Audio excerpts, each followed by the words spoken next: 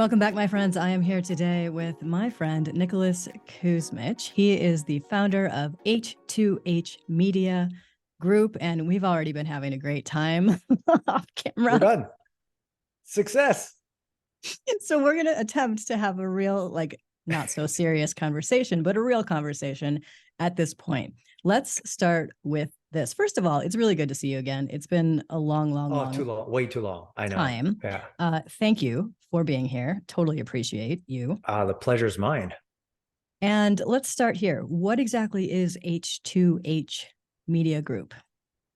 It's a great question. So our business is, well, there's two businesses. We have our agency, which is essentially a direct response social marketing media agency. And then we have a consultancy and a training arm that teaches people what we do. But what I've come to learn over the years is that oftentimes we've eliminated the human nature of marketing, and everything's become formulas and templates and protocols and influence and manipulation and all this. And so H2H simply stands for human to human, because everyone asks, hallelujah. Nick, like do you do B2C, B2B, B to kind of C, by B to kind of B, what kind of, and I'm like, at the end of the day, because, we used to be in the consumer kind of market, and they said, well, does meta advertising work for B2B? And I'm like, at the end of the day, it's one human that's writing a copy and representing a brand, talking to someone on the other side who's a human, no matter what their title is. And those two humans are going to have an interaction of some sort, whether it's digital, physical, or whatever. So H2H Media Group is human to human media group, where we, again, our focus is on direct response marketing on social platforms. But at the end of the day, we just can't forget that it's humans interacting with humans. And hopefully when people recognize that, marketing and business and relationships and sales and all that becomes so much more easier. Yes. Thank you for putting the emphasis on that. That is so valuable and so very important. I'd love to hear a little bit about the journey to become, today you're like Nic Kusmich, like people know you, you're well known online. We met through Sean, but then I think you also, I have seen you speak at different events that I have attended. And so you're the guy. How did you become who you are today? Tell me a little bit about that journey. Well, don't believe the internet. That's what I'll say. but it is fascinating actually when you think about it. And I tell people that with good marketing, you're only 90 days away from industry celebrity status, right? Isn't that crazy? But that's what it is. Like me and you, we met at an event, but the more you are public facing, whether you're speaking, whether you're on a podcast tour, a roadshow, whether you're on Facebook ads, I look back and every guru that we follow or every book that we read, or at least in the last, let's call it 5 years, anybody who's considered expert in their space, they're in that space because they've done some form of advertising that has got the attention of somebody that has then either put them on a stage or tell them to read a book or all these other things. But at the end of the day, and I say that half tongue in cheek, is there could very well be, and I hate to admit this, there could very well be people on the planet who do what I do similar or better than me, probably not better, but maybe similar. Better than me, but they just haven't gotten themselves out there, right? There wasn't an intentional effort. And that's why I also love marketing. And I know I'm going off on a tangent, so many bring me back. We'll just go wherever we go. Sure. So I think we both know anyways, Ty and Charlene, the creators of The Truth About Cancer. Yeah. And they came to me, gosh, I don't know how many years ago, when they just first started out, and they're like, Nick, we have this idea. We went around the world with a video camera to interview people around cancer. We've created this docuseries, and no one had known what a docuseries was at the time. We created this docuseries that we want to get out on the internet. Can you help us with ads at the time? And I'm like, seems like a great cause. Let's do it. So actually, full circle, this is interesting. So we did it. They generated millions of leads, hundreds of millions of dollars over the duration of X number of years. They totally crushed it. And people ask me oftentimes, why do you do what you do? What's the deal about marketing? Because I was a pastor in my former life, Minnie, and when I came out of that, Forbes wrote an article about me of how we went from pastor to business owner, or pastor to marketer. And it got published on CNBC and Yahoo News, which I thought, oh, I made the big time now. Little did I realize that like normal people, non-marketing people don't like pastors and they don't like marketers. And so the comments were basically like losing both ways. Yeah. I remember one of the first comments I saw on the CNBC website that basically said something like, oh, that guy went from one scam to another. Like that was the reception I was getting. Ouch. And so often people associate this whole marketing thing with like influence and manipulation and persuasion and all these negative. I totally did. I used to think that. Sure. And people ask me, why do you do that? Especially, why do you come out of pastoring into marketing? Again, this is over a decade ago, but why did you do that? So back to the whole Truth About Cancer series.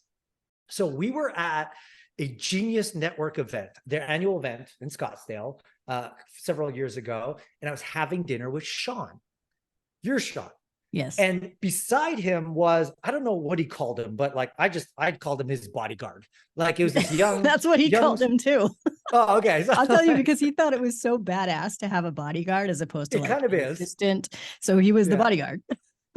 Got it. So there was his bodyguard, and he was this young strapping kid. He's like probably mid-20s, like, you know, well built. And he was there. My understanding, anyway, I didn't ask Sean about it, but my understanding was like he was there just to like be around Sean, make sure Sean was taken care of, make sure no one like caused shit with him or anything like that. I'm like, that's pretty cool. Anyway, so I'm sitting with Sean. There's a few other people there, and the bodyguard. I forgot his name, and I apologize. I don't remember your name if you're watching this. But we started to talk. And I got in conversation with the bodyguard, and he told me, man, like my mom had cancer and like was going through this really big battle. And then she came across a series called The Truth About Cancer, and she followed the instructions on it, and it saved her life. Basically was like the short story of it. And I'm like, so amazing. Well, you know, the best part was that year, Ty and Charlene were at the Genius Network event. So I said, hey, just come with me. And I stood up. I'm like, Sean, I'm taking your bodyguard for a second. And we walked to the other side of where dinner was happening. And it was free for all. And I just walked up to Ty and I said, Ty, I want you to meet so-and-so. I forgot his name. I wish I remembered it. But his mom had cancer, and the Truth About Cancer series saved his mom's life. I just want you to introduce him to him. And do you mind making a video for his mom? And so Ty got on the guy's cell phone, made a video for the mom and said, hey, I'm so glad, blah, blah, blah. Send it over to the mom. The mom's crying. He's crying. Everyone's. But like people ask, why do you do marketing? For that reason. Like I have a saying in my signature of my email that says, you will change more lives with your marketing than you ever will with your product or service. Oh, because it's goodness. True. Wait, can you just restate that again for all the listeners in the back? Yeah. So you will change more lives with your marketing than you ever will with your product or service. And people say, well, how's that the case? It's because more people are going to see your marketing than they ever will buy your product or your service. Yes. So if that's the case, and we're making assumptions here, but we're assuming that you have a product that's worth looking at. Correct. Right? That product can actually make some sort of positive impact on someone's life, even if it's a flashlight or whatever. Like there's an idea that can make some positive impact on someone's life. And again, more people are going to see your marketing than they are your actual buying of your product. So if you do your marketing well, not only will you attract the right buyers, but you will change lives in the process. And there's must have been millions of people who've seen the Truth About Cancer series when they broadcast it live, who never bought the product. Yeah. But they didn't care. They just wanted to get the message out there. So again, long-winded answer of saying, well, what does H2H Media Group do? Like, and how did we become, or how did I be? It's just recognizing that as a business owner, if your fundamental premise is, how can I provide as much value to the world as possible? And I see that through the lens of marketing. How can I just bring value to people through marketing? Some people are going to hate you, and that's okay, because it's the internet. Yeah, that's fine. But some people are going to love you, and some people are going to appreciate it. And if your content's good and you manage to make some decent relationships through that marketing, and one relationship leads to another. Like had not met Giovanni, I would have never met Dan Kushel, who was at that time Joe Polish's right hand, who then introduced me to Joe Polish. We started doing work with Joe Polish. I then joined the 25K network. I wouldn't have met you and Sean. Like it's this wild array of events, but it all started because I said, I have a message worth sharing, and I'm going to put it out to the world. And again, maybe it's the universe, maybe it's right place, right time. I don't take full credit for this. Something happened somewhere along the way, but to the point, like anybody we look at now, any guru we follow, any author we like, any product we've bought, it's probably because at some point they've done a decent job at marketing. And so I'll go back to the statement to say, like, any business and or product is probably like 90 to 120 days away from becoming a marketplace celebrity, where you're the go-to person and or product and or service talked about in your industry. And so, like, that's why we do what we do, as a fundamental driving force of what keeps us going every day. That is awesome. I want to go back to this pastor to marketer thing. Aha. Okay. You and I may have some similarities in this. I think we may have talked a little bit about this. We probably have. I did my undergrad in theology and was very, very, very active in both youth ministry leadership, church leadership, etc. I was never a pastor of a church, but was doing a lot of things in that capacity. Yeah. Today, I am not doing things in that capacity. And I would love to hear a little bit about that transition for you, because as you said, both of them can have a somewhat negative connotation to certain people out there. But more importantly to me, I'd love to know about, like, what was that shift like for you? Yeah. So I had an experience in my junior high years that at the time I felt like I would tell people I met God. I didn't know what that meant. And again, it's hard to describe that, but I had an experience that felt like there was a calling coming up from within me. You know, some of us can recognize this as like, there's just that calling to do something greater, something deeper, something more important. But my worldview at the time said, for me to fulfill that, I had to go into ministry, because again, that was the only worldview that I had. And so I said, I'm going to run with it. Yeah. So to me, leaving a major impact on the world meant that I was going to be a pastor, and it was either like, I think at the time it was like pastor or missionary. And I'm like, I don't want to die in New Guinea. So I'm going to, I'm going to stay local in my own town and just kind of do that thing. Yeah. Keep it safe. Yeah. Keep it safe. I don't want to get, and again, for all the missionaries out there, I love you and I appreciate you. I was just scared spitless. I was like, I'm not going to do that. And so I graduated high school early. I went to theology school early, and I ended up with a master's of divinity, and I said, okay, I'm ready to start a church. By then I'm 19 years old. I had started youth pastoring when I was 17, and I went off when I was 19, started my own church. And little did I realize, like, how unappreciative of a job and how difficult. And again, I'm a kid at that point as well. True. Right. So there's a lack of maturity that was definitely there. But I was just on a mission. I was like, I want to help people. And to me, my worldview says I'm going to help them through finding their faith. And so that's what I'm going to do. Now, looking at it in hindsight, there's a lot of skills that were developed and learned.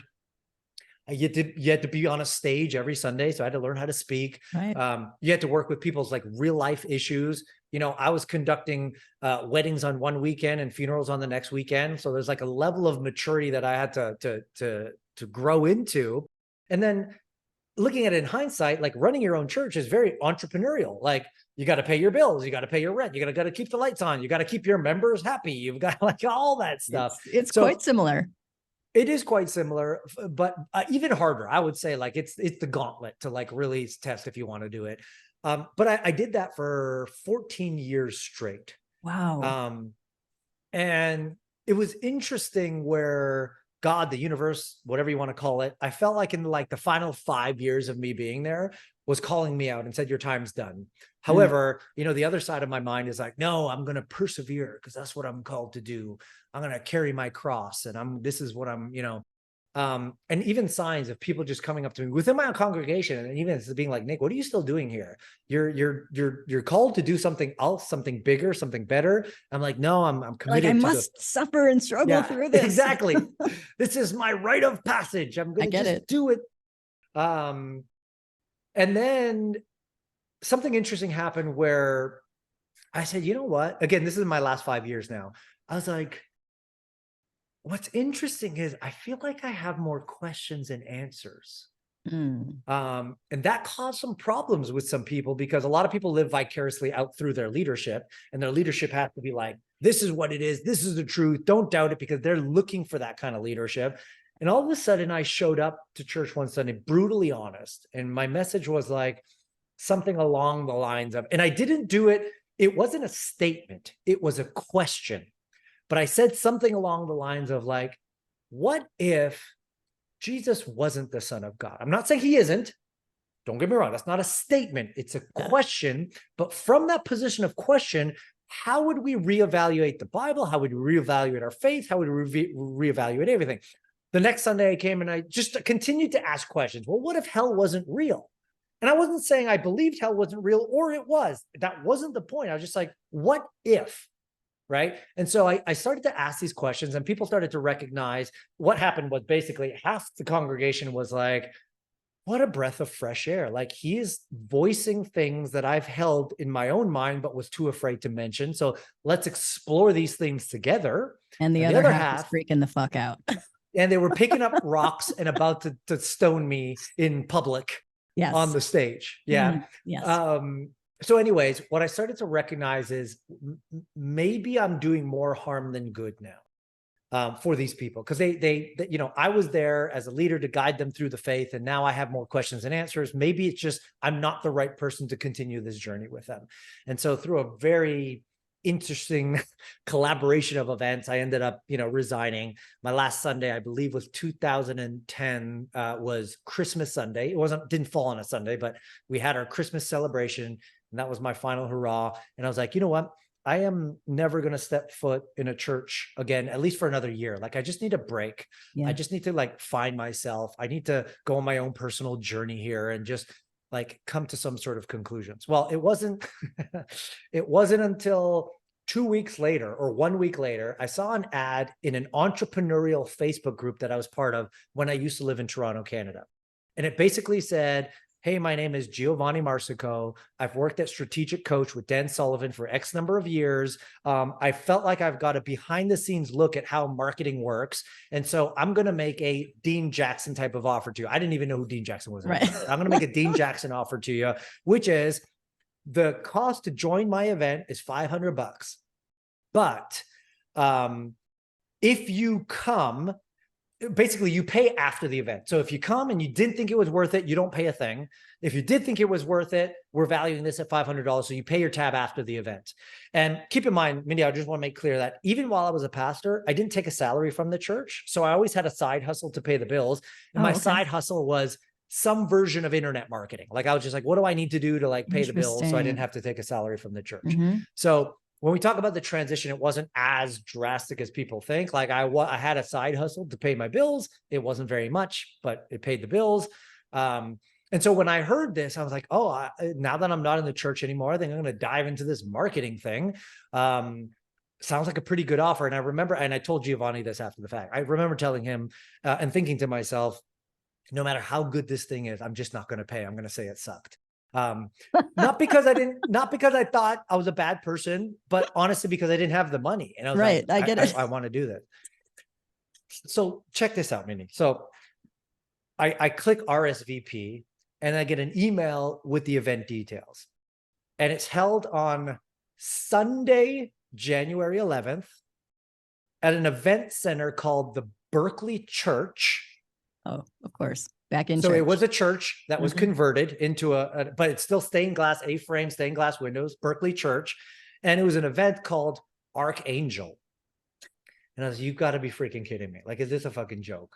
Like, just last week, I'm like, I'm never stepping foot in a church again. And now I'm at an event called Archangel at a physical church with stained glass windows on a Sunday morning where I would have been actually at it. So I'm at the event and a lot of stuff happened, but Giovanni gets on the stage and he says, how many people in this room are using Facebook ads to try to grow their business? My hand went up, as well as 80% of the other hands went up. And then his second question was, how many of you are finding it profitable? And my hand stayed up and every other hand went down. Wow. And I had that light bulb come to Jesus.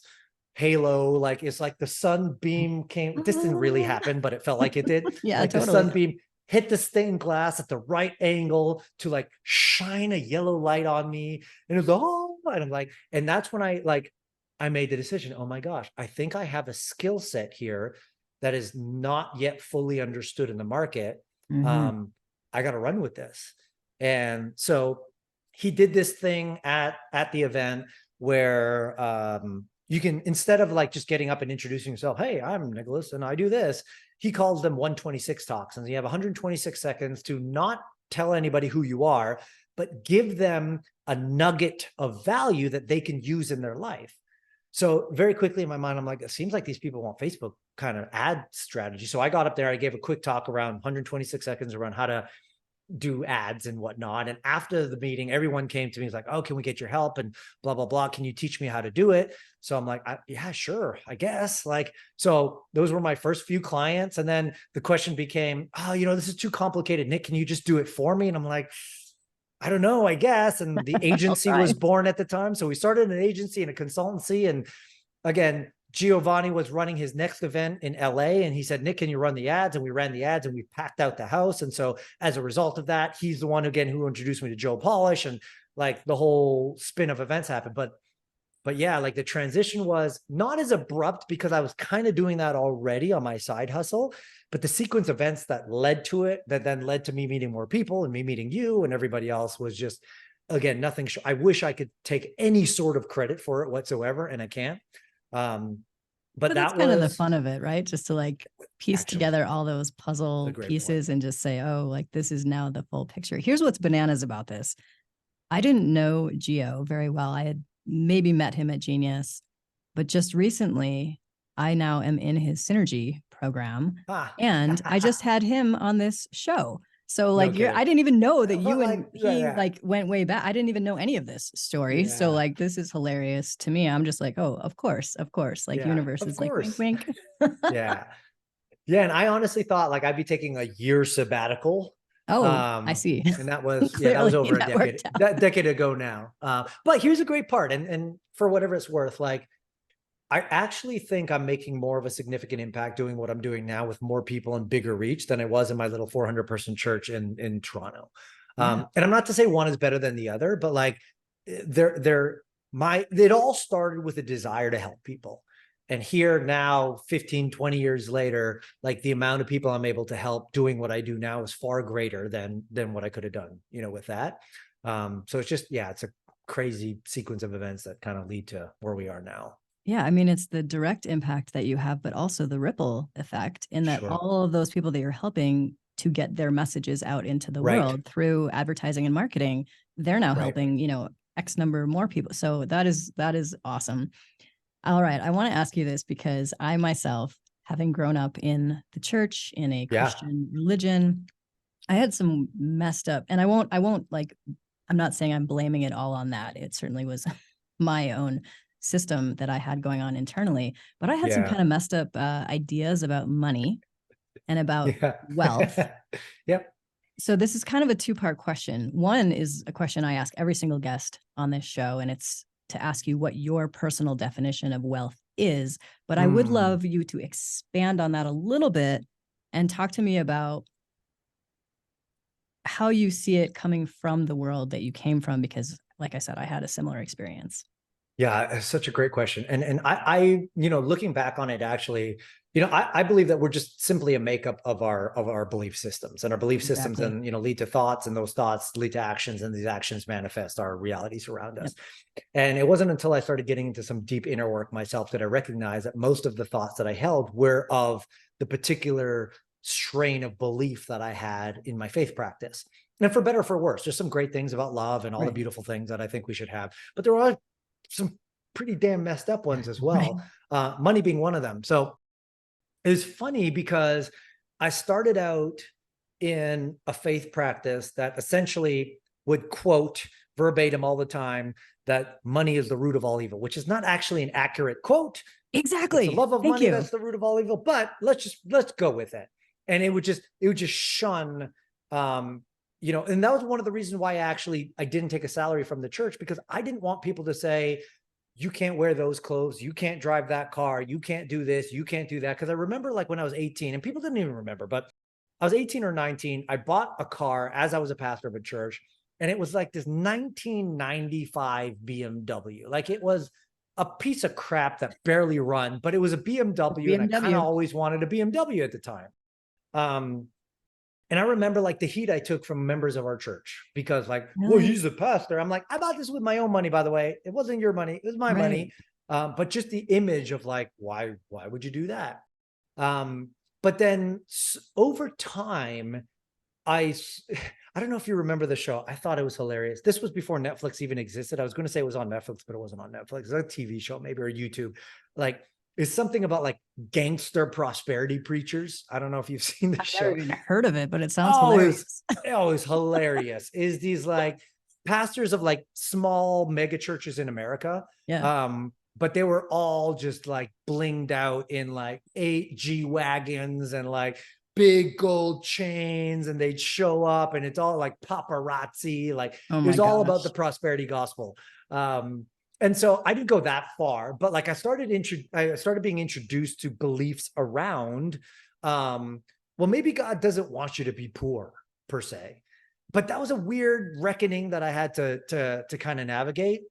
So I've never actually thought about my definition of wealth. And so you're putting me on the spot a little bit here, but Perfect. to I love me, that.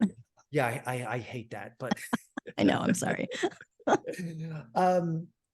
well, rather than try to define it, what if I just explain what happened in the last 2 years where now I feel like I'm wealthy? Yeah. Can Let's that talk about work? it. So I was born and raised in Toronto, Canada. And before I had kids, my wife and I worked together. We worked our tail off, like 14, 15 hours a day, all for this desire that one day we will blank. Right. One day we'll live in the house that we desire. We'll drive the car that we desire. We'll have the perfect family. We'll go on the vacations that we want, whatever. It was always that work your ass off now for one day, the pursuit of something that should hopefully lead to happiness. And I was in that grind, even when business took off and everything was great. And I could afford the houses. Like, I would, just for example, this is not a humble brag, but like, it was a defining moment for me when we got to build our dream house in Toronto. We spent untold amounts of money on it. We didn't end up getting to live in that house because of a story I'll tell you in just a second.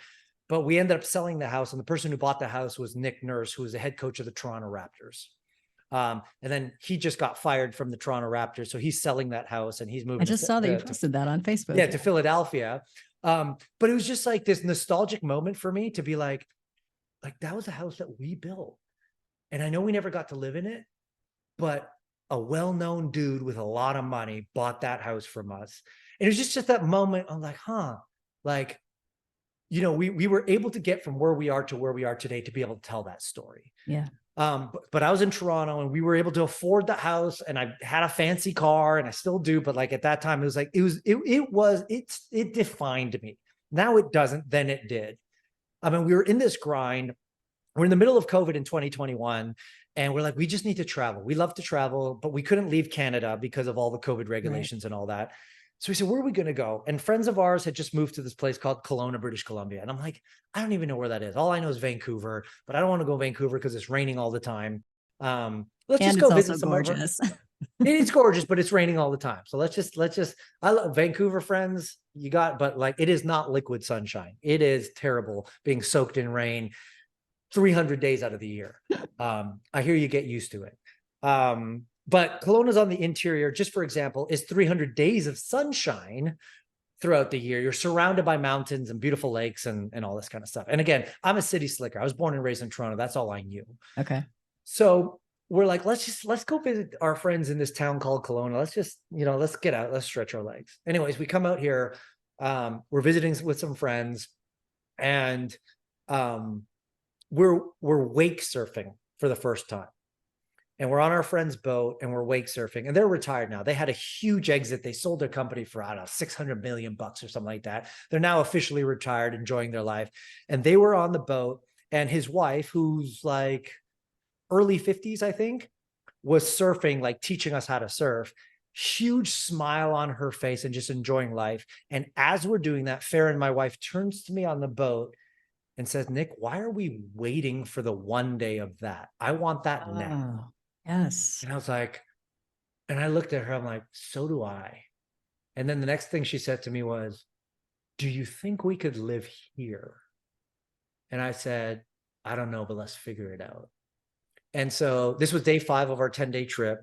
The last half of the trip, we ended up looking for homes in the area. We ended up finding a home and putting an offer on it, which is the home we live in right now. And then we're like, oh my God, we got to go home and sell the house that we just built and never lived in. Because, yeah, we just built this thing. We haven't lived in it yet, but we've got to figure it out. Anyway, that whole thing ended up, and we came out here, and now, you know, the joke that a lot of the guys have with me here is like city slicker turning into mountain man. I love it. Here's my yesterday, Mindy, just for context. I woke up, I got some work done. I wake up kind of early. I got some work done. And at 7 a.m. at a hike with a bunch of my friends. It was a 2-hour hike because there's mountains everywhere. We had a hike, came back, did a little bit of work. Then we just bought like a cold plunge pool and all that. So got in the cold plunge, went in the hot tub, like refresh, got back to work a little bit. And then by about 2 o'clock, my wife's like, let's go wake surfing. I'm like, great idea.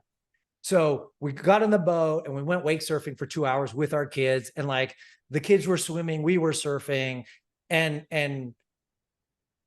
you know, in Toronto, I didn't know it at the time, but we were redlining. Like we were working so hard for this idea of one day we can live a certain way. And then that moment shifted when we were on the back of that boat looking at Kelly surf, where it's like, we can actually, like, why don't we just do that now? Yes. So we moved out here, and here's the incredible part. We still work just as hard, maybe less hours, but we work just as hard, but we play just as hard. Yeah. And now there's this like fullness to life. You have like life force energy now. 100%. And like, here's the crazy part. I didn't even know what the heck life force energy was in Toronto, because I had one gear and it was on, and it was burn the candle and glow sticks. Yeah. And white knuckling the whole thing. And here we're like, yeah, no, you've got to just spread it. I call it like energy modulation. Some things feed us and some things take it away. And so, you know, in every day we should do things that feed us and take it away and modulate our energy that way. So I say all that to say, like, if I had to define wealth, it's the life that I now live after all these years of trying to figure this out. Yeah, I can, my kids get to grow up surrounded by nature. We get to enjoy the simple things of life, like going on a hike in the morning, which I've never done in my entire life, you know. But these types of things, like these, again, I don't have a definition for it, but that's kind of my long-winded way of defining wealth, if that helps. I would say that is one of the best definitions that I've heard, is like, awesome. This life is it. That, could you ask for something better? No, like that's absolutely amazing. So one, I commend you on just the answer of the question. And two, on the journey that has taken, like that you've taken to get to where you are, because it's not easy. It's hard. You know, there's lots of stuff that comes up in the going through it, but you have done that. And to be able to say like, this life now is wealth, that amazing. So I have one more question for you, and it's a 4-part. Just one. Well, maybe 2. One for real, like for real question. Okay. This is based on an acronym called HERB, H-E-R-B. And the reason, and I'm going to walk you through step by step, so you don't have to remember anything. I'm like, should I get a pen? Everybody, I like see your eyes like, I'm like, I'll take it one at a time. No worries. Okay. So the intention of this question, though, is for all of the listeners to get a little inside perspective on the what and the how of like how you've lived your life, how you've created the success you've created. Like, give us a little bit of detail. So the H in HERB stands for habits. What are some habits? I mean, you already mentioned like cold plunge, hot tub, you know, play. But what habits do you have that really like keep you? I love that energy modulation thing you mentioned. Like, what keeps your energy modulated? I love that. So I don't know how these came about. I think part of it is what we would call like defining constraints. And so the habits fit into the constraints, but the constraints are like, hey, you only have 4 hours a day to work, right? So if you only have 4 hours a day to work, what are you going to do in those 4 hours? So for my wife and I, it's from 5 to 7 a.m. The kids wake up at 7. Then we'd spend time with them until they go to school at 9. And then 9 to 12 is our second window of work. And then 12 is when we do what we consider blissful activities. So it's either we go to the gym, she goes to yoga or whatever, we go but so we put these constraints like, hey, when the kids come home from school, no phones, no work. Like it's them. And if they want to go swimming, we go swimming. If they want to do whatever, we do. If they want to go out to wherever things that we hate going to, we're just going to go do it anyway. Right. So we have those constraints. And then within those constraints, we have time. I call them blissful, like cortisol relieving activity. I don't know if that's the term. Yeah. Stress reducing. Stress reducing. Exactly. So if I look at my day, we bookend them with breath work. So first thing, when my wife and I get up, we get up at 5 to 5. We have a great app called Othership. Friend Robbie Bent is creator of this. It's the best breath work guided app that we've ever done. We do a 5-minute up-regulated breath work, which just means like waking your system and get going. First thing in the morning, we do that. Then we kind of quickly get ready and start working for 5 to 7. We also bookend the night with a down regulation breath work at the very end of the day as well. So like those are the two bookends. We always do breath work every day, up regulated and down regulated. That's awesome. Yeah. Before the breath work, my wife and I will meditate together, usually guided. She does some pretty intense, like I forgot even the term, some pretty intense meditation. I can't do that. I just do the easy guided stuff, but we'll do that before the breath work at the end. But every day I will find time to do I'll figure out a way to break a sweat. So whether that's working out, whether that's going for a hike, whether that's whatever it is. I just started doing Pilates recently, and I hope this doesn't come across the wrong way, but I always thought Pilates were for like middle-aged women who just want to like stretch and stuff. And then you found out how hard it is. It's the hardest thing I've ever done in my life. And like, it's funny, you start doing these exercises with muscles you've never used before, and you start shaking like violently. And then all the instructors are like, yeah, tremors, that's what we want. If you're not tremoring, you're not doing it right. And so I'm violently shaking as I'm trying to do these exercises, but I love it. There's something great about it. So we break a sweat at some point for at least 45 minutes every day. That's a habit. Read. Yes. At least 15 minutes a day. And to me, why I do that, instead of saying like a chapter or whatever, my modality of reading a book is I will read until there's an actionable item. And then I make a commitment not to come back to the book until that item is actioned. Oh my gosh. If we all did that, that's so amazing. Oh God. Yeah. The amount of books and content we read, but we're preconditioned. Finish the book, finish the book. Taking it in. Yes. Yeah. And don't do anything with it. And then we never do anything with it. And like, we all know we're not going to revisit our Kindle notes and come back to it a year later. Like that's not going to happen. So, I say read 15 minutes a day, or until I get to the first actionable item, and then execute on the actionable item before I come back to that specific book. Yeah. So we read. And then again, I've made it a point to, health is super important to me. So obviously we got the sweat portion of it, but I have a cold plunge. We just got it 2 months ago or so. We'll plunge every day, or we'll sauna with it. Those are habits. And then another one that's I just work into my day. 2 actually. One is just to kind of review the outcomes that I'd like to accomplish short and long term. My friend Dan Martell taught me this, and I think it's great. It's whenever you do a repeated habit or a trigger, it reminds you to reevaluate, what you're doing. So for him, it's every time he sits in his car before he drives somewhere. It's a trigger. Review your outcomes and look at that. So I've adapted that. When I sit at my desk, it's another trigger. Just review it. So you're doing that a couple times a day. And then I try to make, and I'm not good at this, so internet, don't troll me on it. I'm working on it, but I try to make one meaningful connection a day. So like if I'm like scrolling through Facebook or Instagram or something like that, and somebody tags somebody, I'm like, oh yeah, okay, just reach out to say, hey, how are you? It's been a long time or whatever. Because I think one thing COVID reminded us of, and it's a community that we've built here in Kelowna that's beautiful. But at the end of the day, all we have is our relationships. So you could take our money, our net worth, our businesses from us, but you can't really take our relationships from us. And so in my early years, unfortunately, I would have to admit that people were a means to an end for me. I had a goal. You're either going to help me get there, or you're going to get the hell out of the way. Now I just recognize that people are the end. And so I try to restructure my life accordingly. But those are like a handful of habits that I'll try to do every day. Nice. So the E in herb stands for environment. How do you set up your physical space to produce, to have those constraints, to do everything that you need to do? I love it. I'll answer this one quick. My office space and my workplace is very designed to ensure that it's what's the name? Neil Moore. Do you know Neil? He's an ingenious. Oh yes. The musician. Yes. Yeah. He gave this great talk one day that said, everything in your environment is energy, and it's either sucking from you or giving to you. And so unfortunately, bad example, but I looked down at my desk and I see an unpaid credit card bill. Like Crap. that. Yeah, that is something that is sucking energy from me. And the more I look at it, it's not actually helpful for me. So either I put that away or I deal with it so I don't have to work with it anymore. So my office is very specifically designed. I've got like a lounging, sitting, reading area. I've got my work. This is my Zoom area. That's my workstation area. Like I have it designed in such a way, big windows so I can look out my window.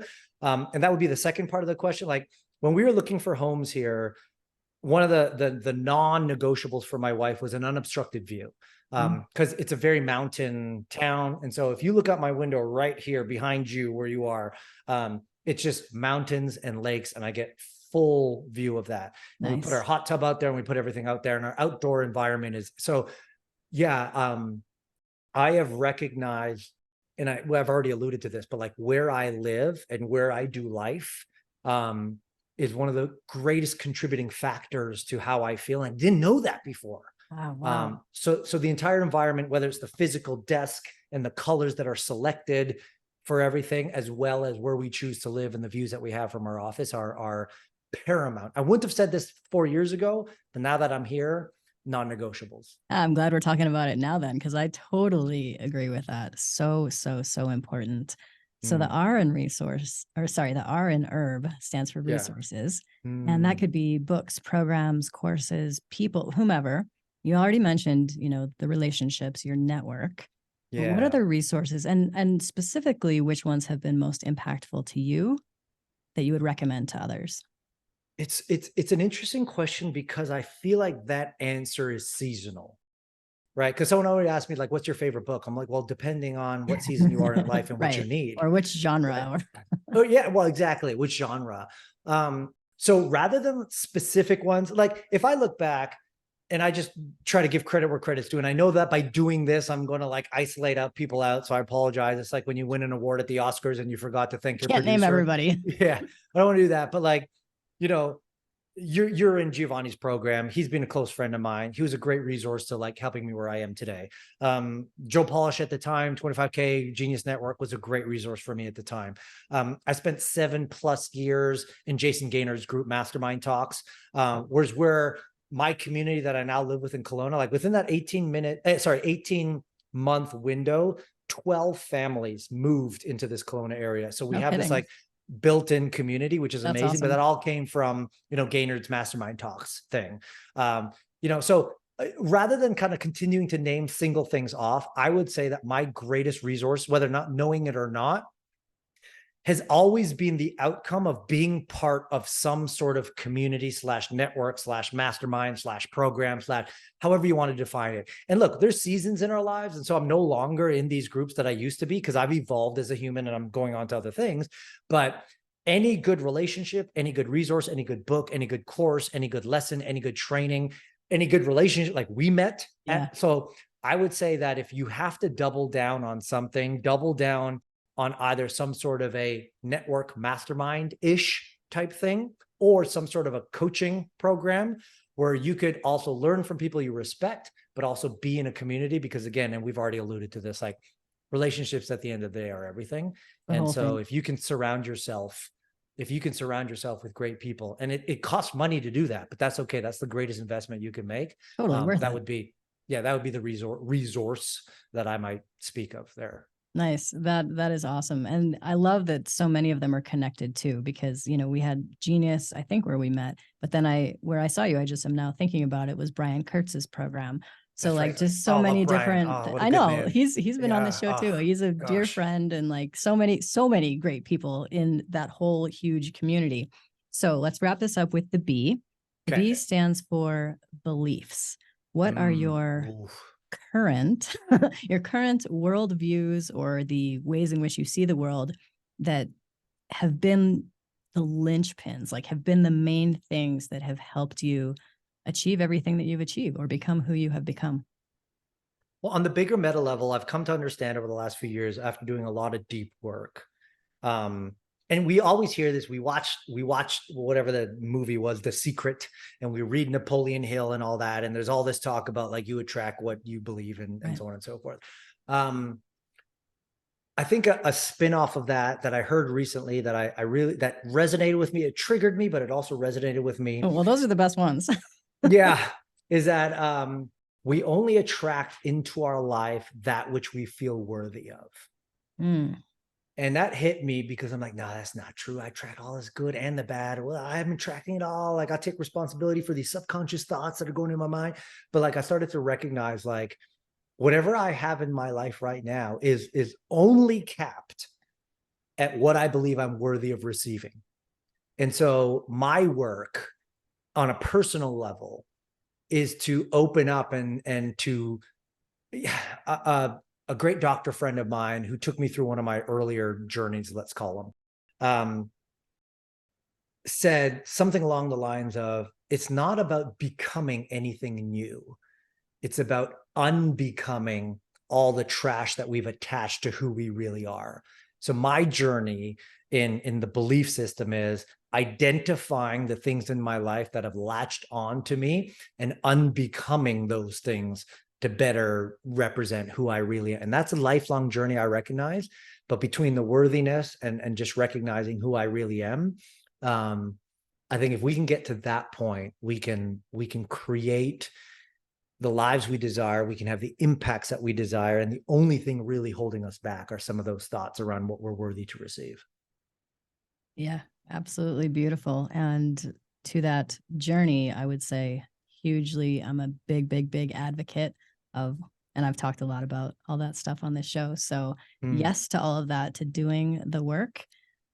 Nic, this has been amazing. If people are like, holy cow, I want to know more about this guy, I want to follow, maybe they want to work with you, whatever it might be, where would you like to send them? Yeah. So the interesting thing is I'm the only Nicholas Kusmich on the planet. Hey, that's like me. I'm the only Mindy Kinnis. No kidding. Really? And I love that because there's only one. Yeah, I love that too.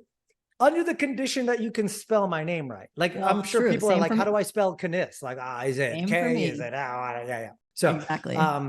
It's easy to find me on the interwebs because it's Nicholas Kusmich. I think what I'm most proud about as of late is I have a newsletter at nicholaskusmich.co, so .co instead of .com, where I just kind of share my thoughts every week. Every Thursday, a new thought gets published, usually around like business growth and marketing, but oftentimes throughout some of this other stuff. I don't know if you could tell, but like over the last few years, we've really dedicated to a lot of inner work stuff and consciousness and understanding. So there's some thoughts around that as well. But yeah, it's just a really easy, free way to get into my world, know what I'm thinking, maybe get some insights around how to improve and build your business. And then that'll lead you to all the other social channels and whatever else. But yeah, nicholaskusmich.co is a great free way to get some updates and insights about what's going on in my world. Perfect. For those of you listening, I will link to that. So it's just very simple. You can just click the link either in the show notes at lucra.com or on YouTube. It'll be in the comments down below. Nic, like I said, this was absolutely amazing. So great to catch up with you. And thank you so much for your wisdom today. Well, no, thank you for the work that you do on this show. And let's not make it a whole bunch of years before we do it again.